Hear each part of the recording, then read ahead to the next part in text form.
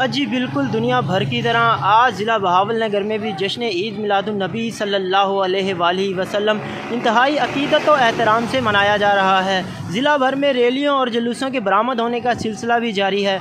जश्न ईद मिलादुन्नबी के सिलसिले में ज़िला भर से 33 जुलूस निकाले जाएंगे। जुलूसों रैलियों में आशिकाने रसूल सल्लल्लाहु अलैहि वसल्लम की भी कसीर तादाद में शिरकत देखने में नज़र आ रही है।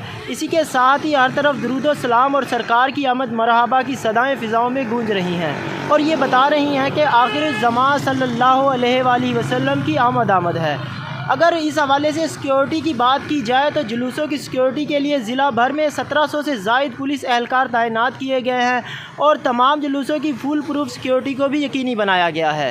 जी।